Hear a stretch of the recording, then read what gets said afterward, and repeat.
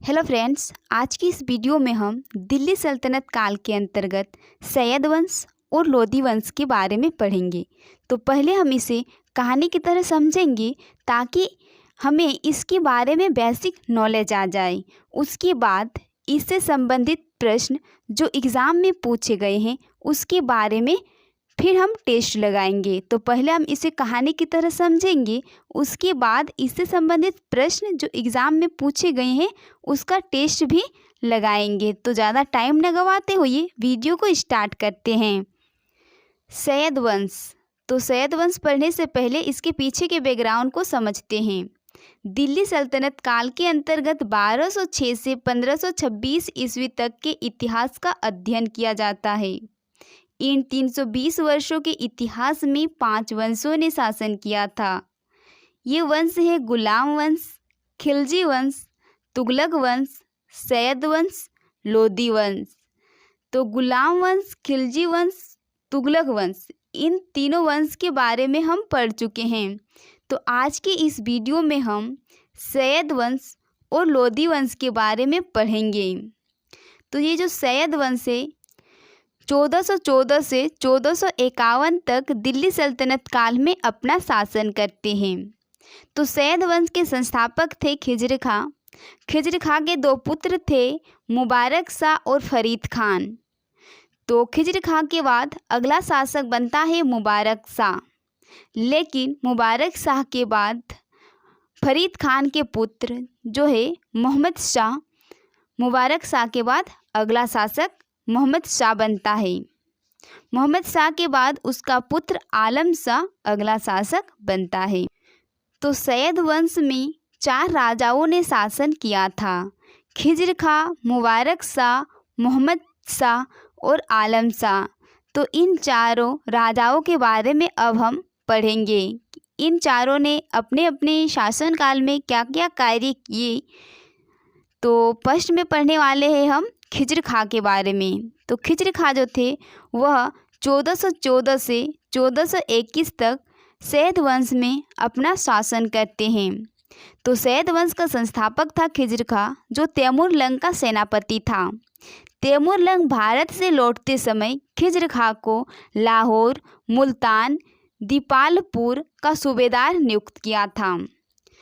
तो आपके मन में आता होगा कि तैमूर लंग कहाँ के थे। तो तैमूर लंग जो थे वह उज़्बेकिस्तान के व्यक्ति थे जो भारत पर शासन कर रहे थे, लेकिन वह जब उज़्बेकिस्तान लौट रहे थे तब उसने खिज्र खां को लाहौर, मुल्तान, दीपालपुर को पुर का सूबेदार नियुक्त किया था और अपने देश लौट गया था। खिज्र खां ने दौलत खां को पराजित करके दिल्ली का स्वतंत्र शासक बना था। खिज्र खां स्वयं को पैगंबर मोहम्मद साहब का वंशज मानता था।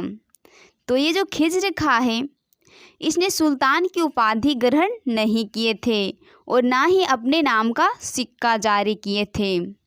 खिज्र खां एक ऐसा राजा हुए जो सुल्तान की उपाधि ग्रहण नहीं किए थे। खिज्र खां ने रैयत आला नामक उपाधि ग्रहण किए थे। खिज्र खां ने रैयत आला नाम की उपाधि ग्रहण किए थे। 20 मई 1421 ईस्वी को खिज्र खां की मृत्यु हो जाते हैं। तो खिज्र खां के बाद हम अगला शासक के बारे में पढ़ेंगे, मुबारक शाह, जो 1421 से 1434 ईस्वी तक सैयद वंश में अपना शासन करते हैं। तो खिज्र खां के मृत्यु के बाद उसका पुत्र मुबारक शाह सैयद वंश का अगला शासक बना। मुबारक शाह ने सुल्तान की उपाधि ग्रहण की थी।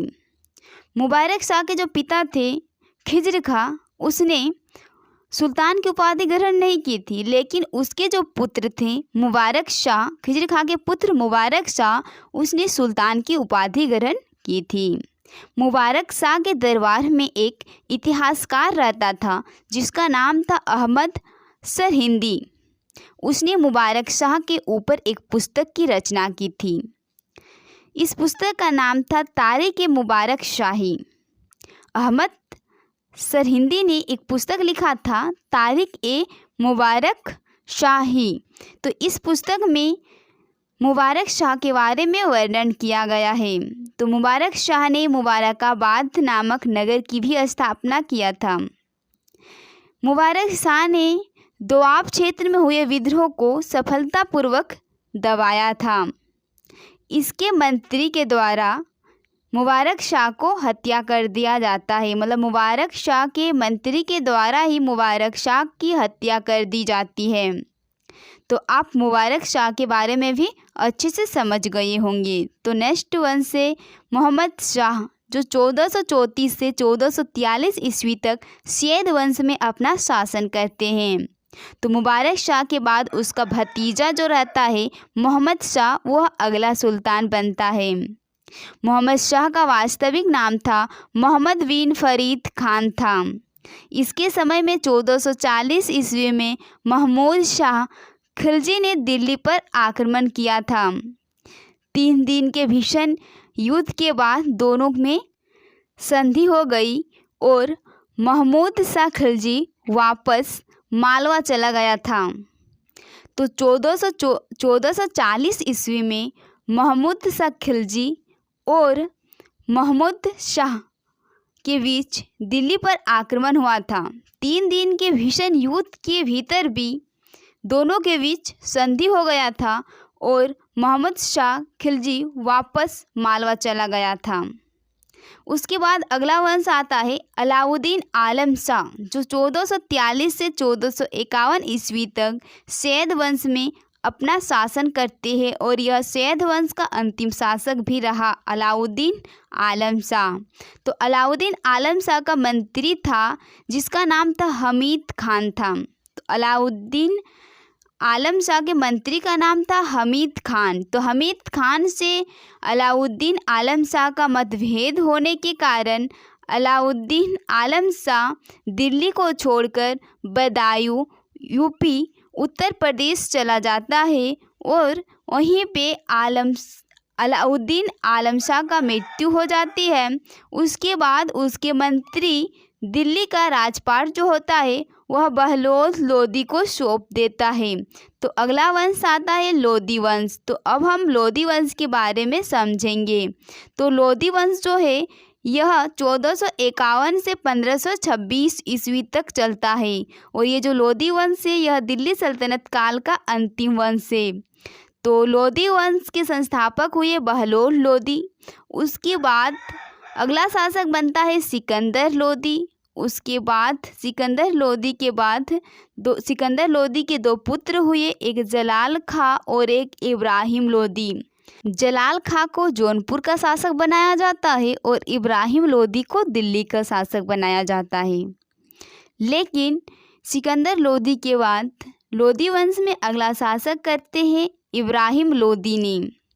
और ये जो जलाल खां है यह लोदी वंश में कभी शासन नहीं करते हैं। ये जो इब्राहिम लोदी होते हैं इसने जौनपुर पर भी अपना कब्जा कर लेते हैं। तो अब हम इन वंशों को कर्म के वाइस में पढ़ेंगे। तो फर्स्ट में पढ़ेंगे हम बहलोल लोदी के बारे में जो 1451 से 1489 ईस्वी तक अपना शासन करते हैं लोदी वंश में। तो लोदी वंश के संस्थापक हुए बहलोल लोदी जो 1451 से 1489 ईस्वी तक शासन करते हैं।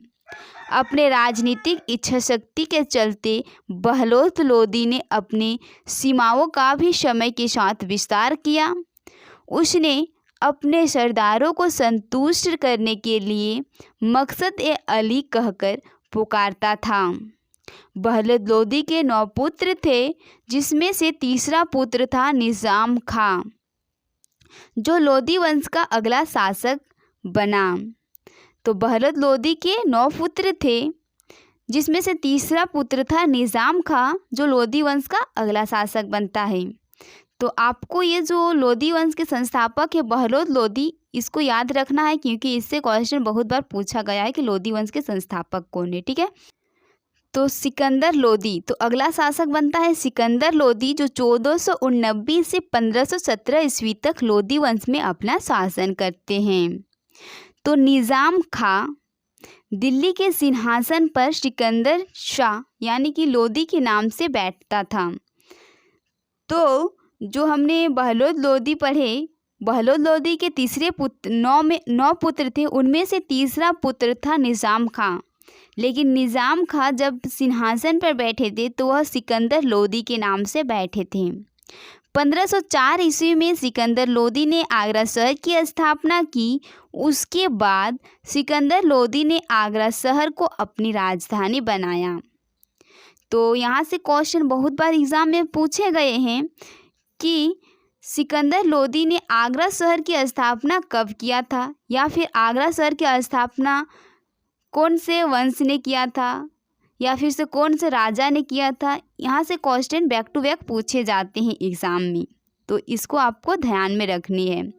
सिकंदर लोदी वंश का सबसे प्रतापी शासक था। सिकंदर लोदी एक लेखक था जो फारसी भाषा में कविताएं लिखता था, लेकिन वह अपने नाम से कविताएं नहीं लिखता था। उसने कविताएं लिखने के लिए गुलरुखी नाम का उपनाम रखा था। ये जो सिकंदर लोदी है, यह कविताएं लिखता था फारसी भाषा में, लेकिन यह जो इसका नाम था सिकंदर लोदी, इसके नाम से कभी कविताएं नहीं लिखता था। यह कविताएं लिखता था गुलरुखी नाम, अपना ही नाम एक रखा था गुलरुखी, उसी नाम से वह कविताएं लिखता था। वह हिंदू धर्म और इस्लाम धर्म दोनों को एक नज़र से देखता था, और जिस भी धर्म से उसे कोई कार्य अच्छा नहीं लगता था तो वह उस पर प्रतिबंध लगा देता था। सिकंदर लोदी के गले में बीमारी के कारण 1517 ईस्वी में मृत्यु हो जाते हैं सिकंदर लोदी का। तो सिकंदर लोदी के बाद अगला शासक बनता है इब्राहिम लोदी, जो 1517 से 1526 ईस्वी तक शासन करते हैं। तो सिकंदर लोदी का ही पुत्र था इब्राहिम लोदी, जो दिल्ली सल्तनत काल और लोदी वंश का अंतिम शासक बना। ये जो इब्राहिम लोदी थे, ये जो दिल्ली सल्तनत काल जो चल रहे थे, उनमें से यह अंतिम शासक हुए इब्राहिम लोदी, और यह लोदी वंश का भी अंतिम शासक हुए इब्राहिम लोदी।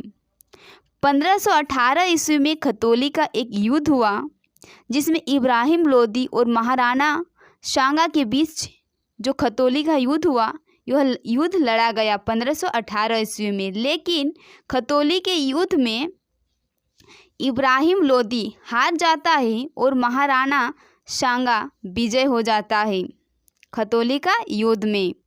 तो खतौली का युद्ध कब हुआ था? तो 1518 ईस्वी में, जिसमें महाराणा सांगा की विजय होता है और इब्राहिम लोदी की हार होती है, जिससे एग्ज़ाम में बहुत बार क्वेश्चन पूछे गए हैं।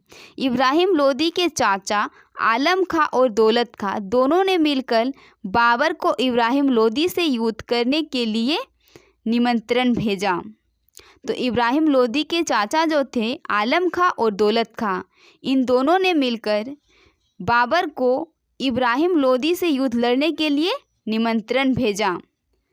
उसके बाद बाबर ने भारत में 21 अप्रैल 1526 ईस्वी में प्रथम पानीपत का युद्ध लड़ा गया। लेकिन बाबर की सेना बहुत छोटी थी और इब्राहिम लोदी की सेना बहुत बड़ी थी। तो पानीपत का युद्ध कब हुआ था? तो 21 अप्रैल 1526 ईस्वी को, जिससे एग्ज़ाम में बहुत बार, चाहे आप एमटीएस लीजिए या रेलवे का लीजिए या ग्रुप डी का ही लीजिए, एग्ज़ाम में बहुत बार क्वेश्चन इससे पूछा गया है।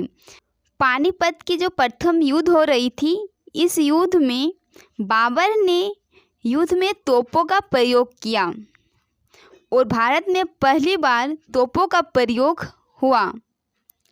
तो भारत में पहली बार तोपों का प्रयोग बाबर ने किया था पानीपत के प्रथम युद्ध में।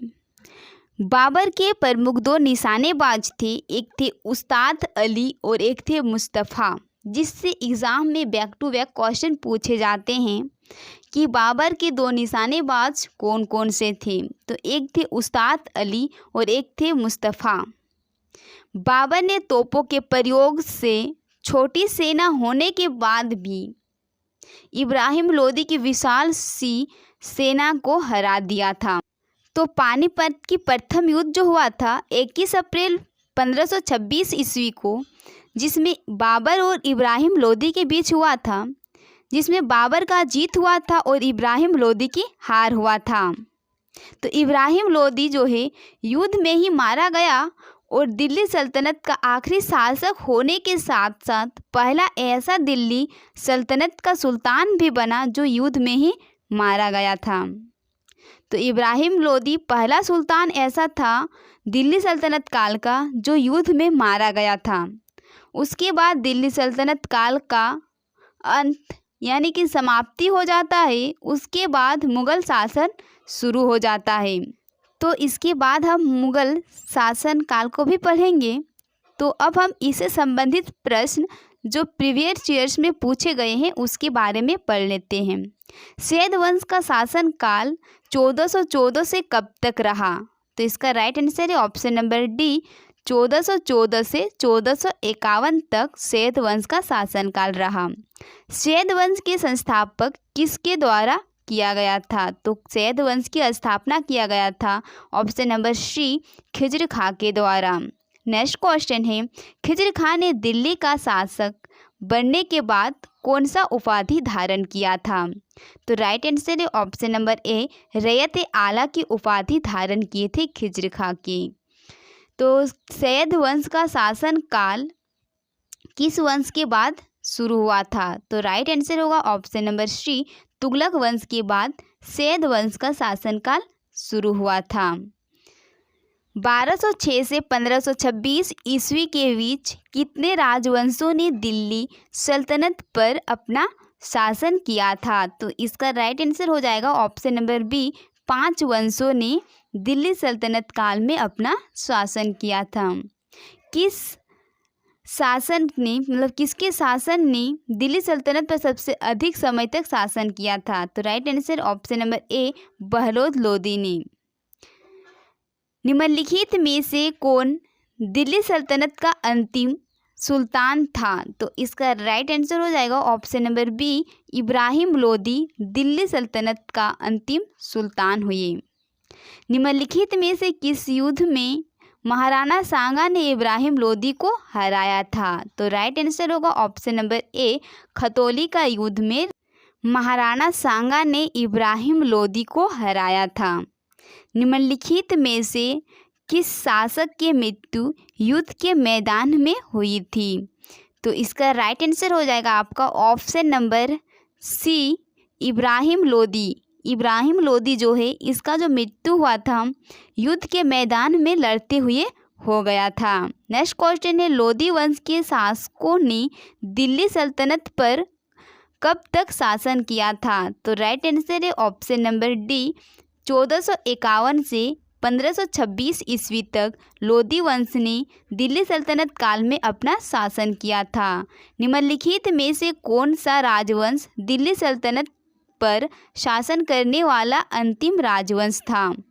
तो राइट आंसर है ऑप्शन नंबर डी, लोदी वंश। नेक्स्ट क्वेश्चन है, निम्नलिखित में से लोदी वंश का संस्थापक कौन था? तो राइट आंसर होगा option number A, Bahlol Lodi जो लोदी वंश का संस्थापक था। निम्नलिखित में से किस सुल्तान को आगरा शहर की नींव रखने के लिए जाना जाता है? तो इसका राइट आंसर हो जाएगा आपका ऑप्शन नंबर ए, सिकंदर लोदी। तो यहीं पे हमारा वीडियो समाप्त हुआ, सैयद वंश और लोदी वंश। तो कैसा लगा आपको वीडियो कमेंट सेक्शन में ज़रूर बताएं। और अगर हमारे चैनल में आप पहली बार आए हैं तो चैनल को लाइक करें, सब्सक्राइब करें और बेल के आइकन को भी दबाएं ताकि हमें एक हौसला मिले। धन्यवाद।